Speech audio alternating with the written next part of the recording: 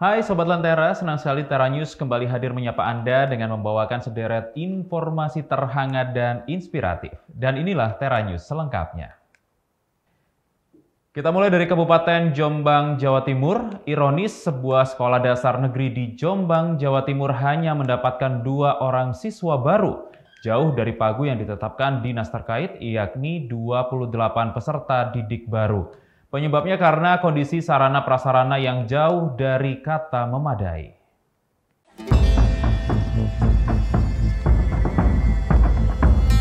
Beginilah kondisi sekolah dasar negeri Jambon 2 Jombang yang sangat memprihatinkan. 2 lokal, kelas 1 dan 2 mengalami kerusakan parah hingga nyaris ambruk. Atap gentengnya jebol dan tentu saja tidak lagi bisa ditempati. Yang tak kalah mengenaskan yakni gedung perpustakaan dengan kondisi ambruk dan terbengkalai sejak tahun 2019 lalu. Kondisi sarana dan prasarana yang jauh dari kata layak dan memadai untuk proses belajar mengajar itu ternyata berpengaruh terhadap penerimaan siswa baru tahun ini. Di sekolah dasar milik pemerintah ini hanya mendapatkan 2 siswa baru saja karena wali murid takut mendaftarkan anaknya dengan kondisi sekolah seperti itu. Upaya pengajuan bantuan telah dilakukan namun tidak semua bisa direalisasikan.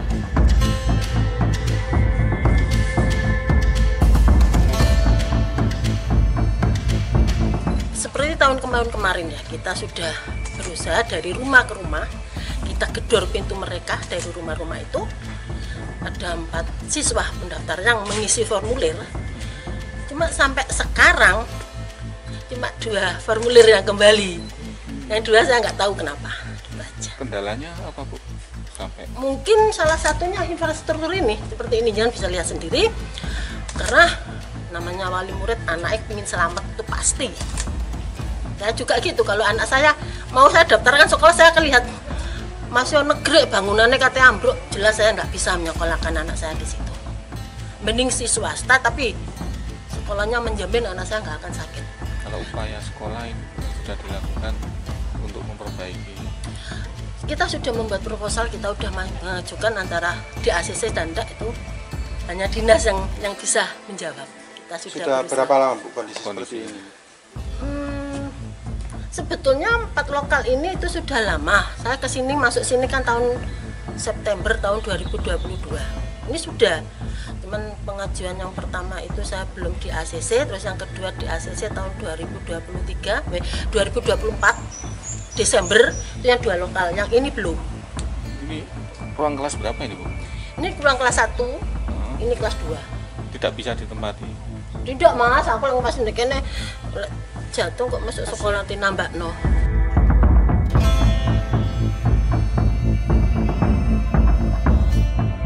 Minimnya jumlah siswa baru juga dirasakan di sekolah dasar pemerintah lainnya, yakni SDN Jombang 6. Meski juga berada di tengah perkotaan, namun tak menjamin siswanya banyak. Hingga kini hanya 6 siswa yang baru mendaftar dan meskipun upaya merger dengan sekolah lain sudah diajukan, namun tidak bisa direalisasikan oleh dinas terkait. Yang SD buka dan bergerombol untuk saat ini karena jumlah peserta di TK itu menurun, ya kita ikut menurun.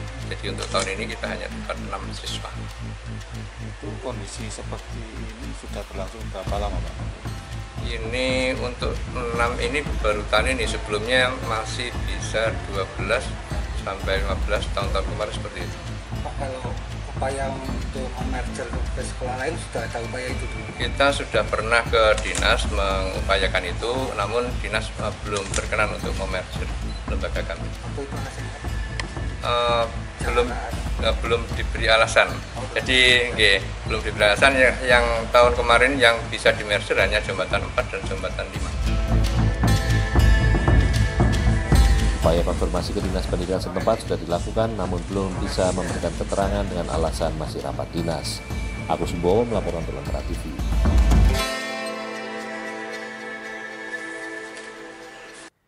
Kita ke berita selanjutnya. Jelang dimulainya tahun ajaran baru 2025, para perajin atribut sekolah yang ada di Desa Punggul, Kecamatan Gedangan, Kabupaten Sidoarjo, Jawa Timur, mengaku kebanjiran pesanan. Jumlah pesanan pada tahun ini meningkat hingga 3 kali lipat dibandingkan pada hari biasa.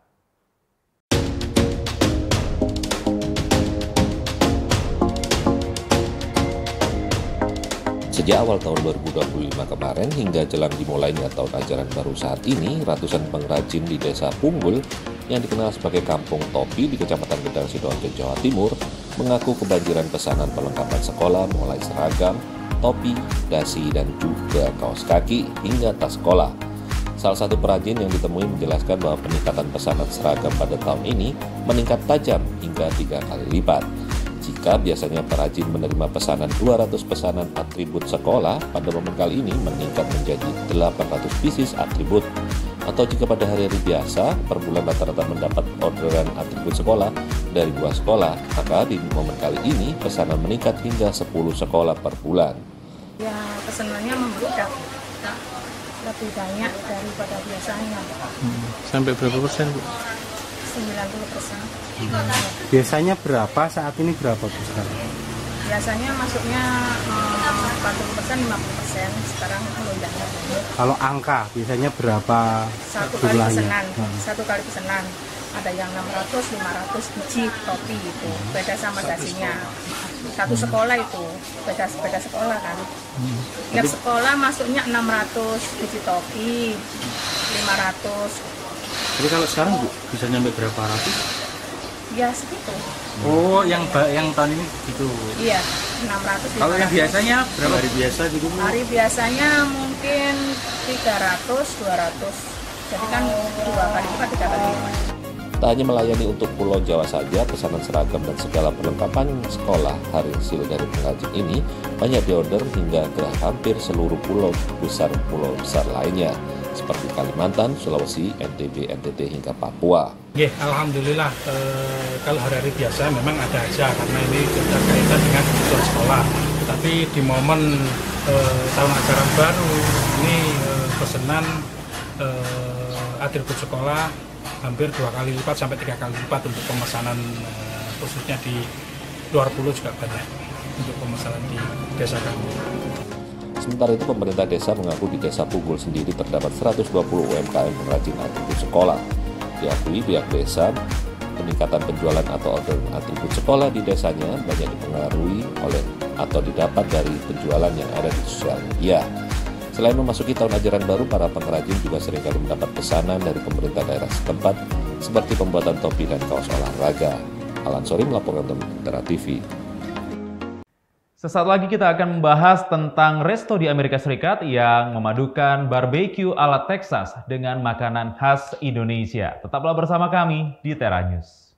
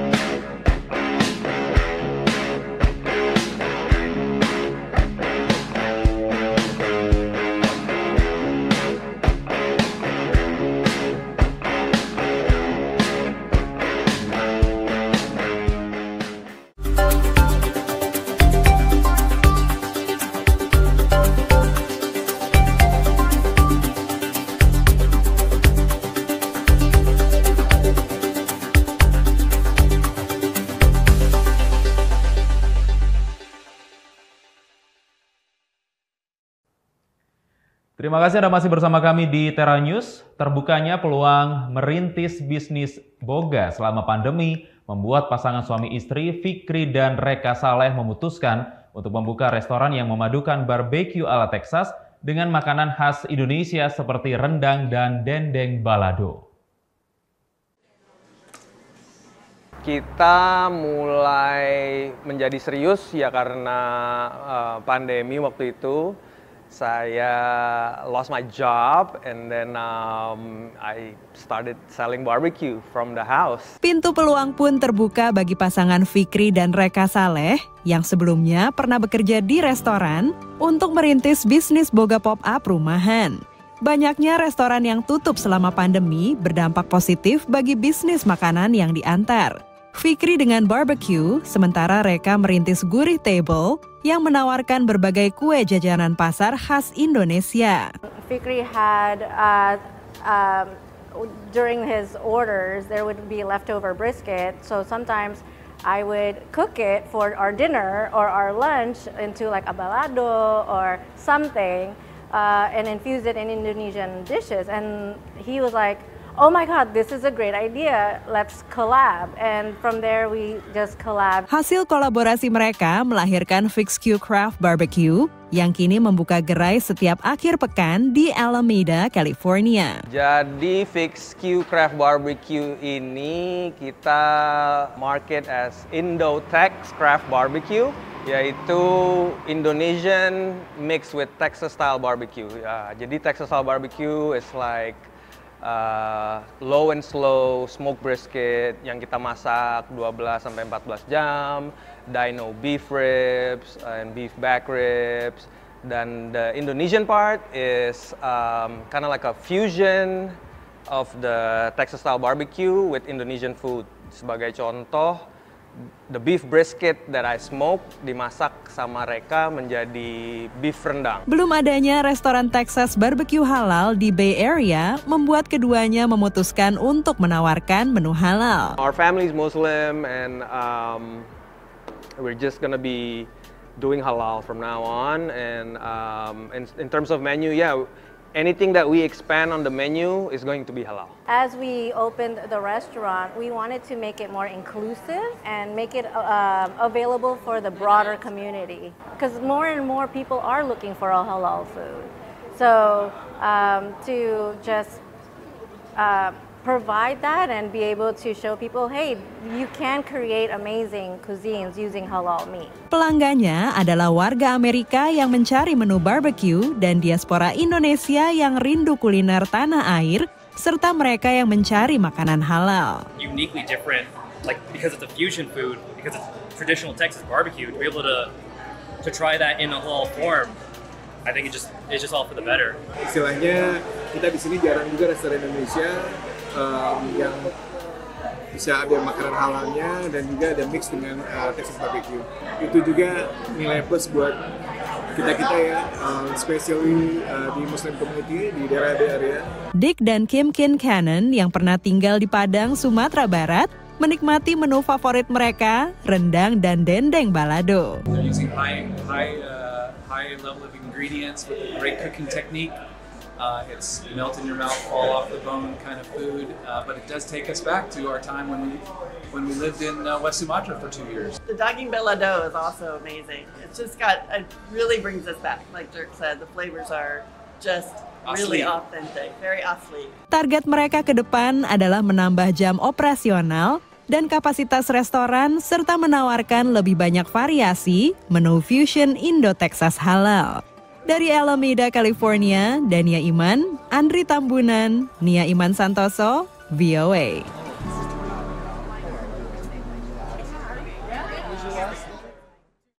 Terkenal karena mempunyai dapur kecil yang unik, toko Indonesia Indo Java di New York menjadi perhatian dari beberapa media massa besar di Amerika untuk datang meliput. Penasaran seperti apa situasi unik di toko itu? Berikut kami hadirkan liputannya untuk Anda.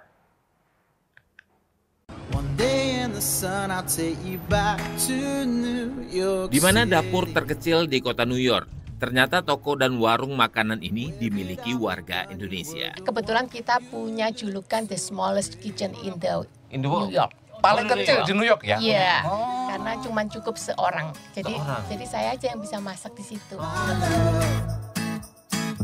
Beberapa media massa besar maupun banyak YouTuber menyebut Indo-Java memiliki dapur terkecil dan berukuran sekitar 2 meter kali 1,5 meter persegi. Dan pegang tangan kanan, tangan kiri, temboknya kena ya? Iya. Nah, kalau sebelah sini, sini. Sebelah sini, ya sini doang. Wah, lebih pendek lagi ya? Nah, ini cara masaknya gimana nih? Masaknya di sini, kita kompornya di sini biasanya. Pokoknya ya kalau udah selesai masak, kompor dipinggirin, rice cooker dipinggirin, terus kayak gitu udah lauk-lauknya di sini. Dengan ruang toko yang terbatas, maka tempat makan tamu pun menjadi sangat terbatas. Dan uniknya, meja kecil berwarna kuning justru menjadi ikon dari toko Indo-Java. Yang buat terkenal pertama dari dia punya warung kecil, warung yang warung Selasa. Warung Selasa itu udah legendaris lah di sini, mungkin orang udah tahu semua orang Indonesia ya. Dan orang bule. Oh iya, orang bule juga kesini? Iya. Saya punya customer sekarang hampir 60 orang bule, 60% maksudnya. Jadi kita itu memang punya satu meja kuning, gitu. Jadi memang satu. Cuma satu aja mejanya? Satu, tapi kalau dibuka bisa untuk orang 4 gitu. Tapi kita lebih enak kalau kita berdua gitu ya. Jadi kalau memang makan antri gitu. Maksudnya ikoniknya warung Selasa itu meja kuning itu. Jadi semuanya harus foto di meja kuning itu. Gitu.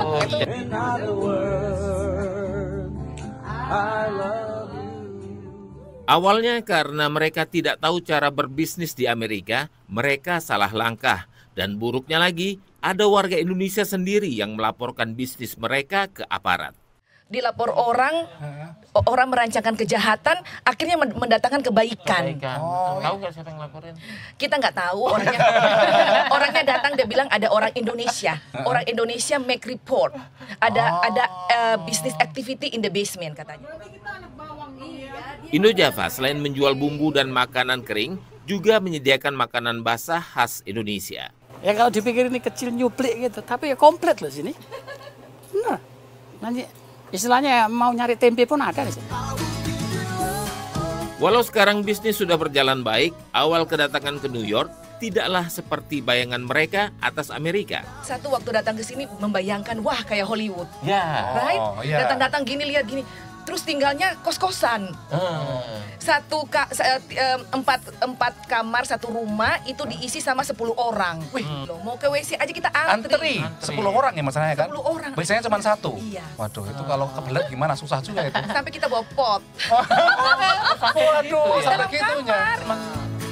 Dari New York, Alam Burhanan, Supriyono, dan Rere Wahyudi, VOA. Sesaat lagi kita akan membahas tentang puluhan anak Indonesia yang mengenalkan cerita tradisional lutung kasarung ke warga Amerika Serikat. Tetaplah bersama kami di Tera News.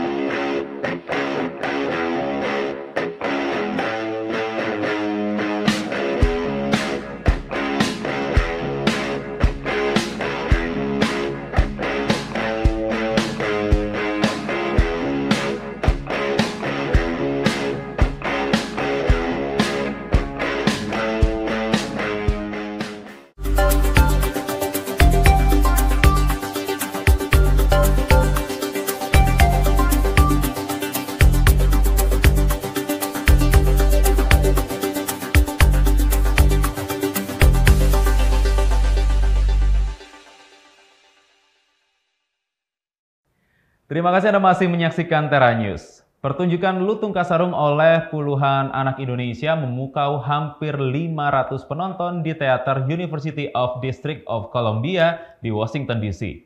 Lewat gabungan musik tradisi dan modern, anak-anak ini berupaya mengenalkan cerita tradisional Indonesia kepada masyarakat Amerika. Puluhan anak dan remaja Indonesia ini, aktor maupun musisi, unjuk gigi menampilkan legenda Lutung Kasarung, cerita tradisional dari Jawa Barat. Karakter Purbasari, Purbararang, Lutung Kasarung, dan lainnya dibawakan dengan apik dan mendalam oleh para remaja. Sementara anak-anak menyempurnakan pertunjukan lewat berbagai aksi. I think the message is a really good message to just love yourself and to not base anyone's, judgment on your looks or whatever. Legenda Sunda Lutung Kasarung mengisahkan Pangeran Guruminda yang dihukum menjadi seekor lutung dan harus mencari makna kerendahan hati untuk melepas kutukan itu. Dalam perjalanannya, Lutung Kasarung bertemu Putri Purbasari yang diusir ke hutan setelah memakai lulur beracun pemberian kakaknya yang licik. Pertunjukan selama 2 jam ini menampilkan 14 musikal. Perpaduan apik antara lagu tradisional seperti Tokecang, Bubui Bulan, dan Ampar-Ampar Pisang dengan lagu pop barat seperti Over the Rainbow dan sejumlah komposisi orisinal. Anak-anak ini tergabung dalam Indonesian Kids Performing Arts atau IKPA yang berlatih selama 4 bulan untuk pertunjukan ini.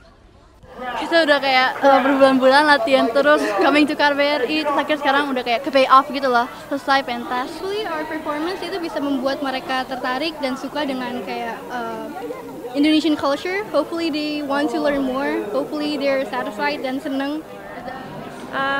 I personally very much enjoyed the costumes and all the jewelry. I really enjoyed the dance at the end with the fans. I thought that was beautiful, and all just like the names and the cultural aspect, the jungle, the animals, all of it. Tapi, yang belajar budaya Indonesia bukan cuma penonton.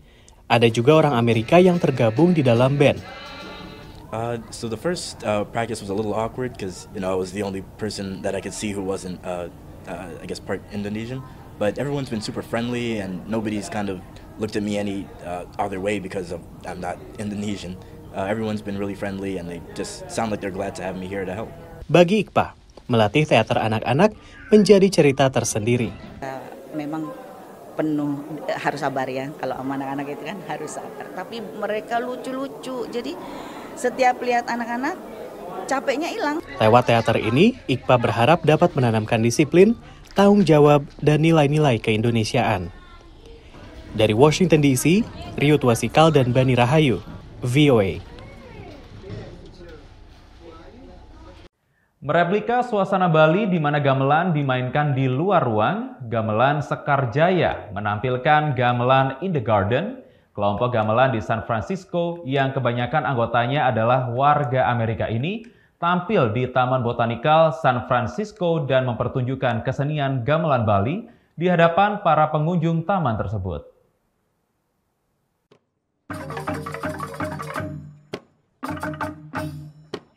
My memories of hearing gamelan was first like walking through the jungle on Bali and at night and just hearing it. And then finding my way down a trail, and there would be people out, playing, practicing, and like in all the different little villages, and I just found that fascinating. Pementasan gamelan in the garden ala gamelan Sekar Jaya di San Francisco Botanical Garden mengingatkan David Sirgeni akan kunjungannya ke Bali lebih dari 3 dekade yang lalu. Pencinta gamelan ini menikmati pertunjukan seni musik dan tari Bali di taman seluas 22 hektar yang dipenuhi lebih dari 8.000 tanaman. Today is a very magical day because we're really presenting this music outside. If we were in Bali, you'd hear it through the trees or in the garden with the birds, which is what we're sharing with audiences today. Ini adalah mimpi yang berhasil diwujudkan Gamelan Sekar Jaya, kelompok gamelan Bali yang berdiri sejak 44 tahun lalu di San Francisco, California. Seperti dijelaskan Rachel Cooper, salah satu pendirinya. Yes, we're bringing Indonesian culture here, but not only that, we're sharing it with a sense of respect and commitment, and that it becomes a part of California's culture too. 50 musisi dan penari yang berlatih selama 10 bulan menampilkan 5 jenis gamelan. Gamelan jegog, gendar wayang, angklung, rindik, dan gong kebiar. Cok istri Putri Rukmini, pengajar tamu di Gamelan Sekarjaya menyiapkan beberapa macam tari tradisi dengan kreasi diiringi gamelan yang berbeda. Dan kami sangat bahagia dan bangga melihat Gamelan Sekarjaya, grup begitu kerjasamanya sangat antusias dan mereka dalam berlatih sangat semangat sekali. Saya berusaha untuk merangkul mereka dalam suatu pementasan. Keinginan saya semua menari. Koneksi dengan Bali pun dipertahankan. Gamelan Gender Wayang misalnya memainkan komposisi musik baru karya Ninyoman Sraya Murtikanti di bawah rindangnya pohon beringin. Tantangan untuk kita bagaimana kita merespon tidak hanya audiens tapi kita juga musisi penari juga merespon tempat, itu yang paling penting saya pikir di sini. Penonton pun terlihat amat antusias menikmati alunan musik setiap jenis gamelan. Gamelan manakah yang jadi favorit? Bagi Lisa Mendelstein, guru musik yang pernah belajar gamelan di Bali, ini bukan pertanyaan mudah. That's a very hard question to ask me because I love the Gandhar, which was just happened because it's so sweet and mellow sounding. And I love the angklung because that's actually what I studied. But actually what I love the most are those giant bamboo instruments and also the marching balaganjur with the drums and the cymbals. Menurut Stephanie Linder, CEO Garden of Golden Gate Park, pementasan gamelan di Taman Botanical ini menjadi semacam oase bagi para warga San Francisco. People are loving it, absolutely loving it, and I think they're happy after a long winter of lots of rain. They're happy to see the sun, to be gathered outside to enjoy this beautiful music, and it's sort of the perfect fit for the gardens. Dari San Francisco, California, Andri Tambunan, Madioni, Nia Iman Santoso, VOA.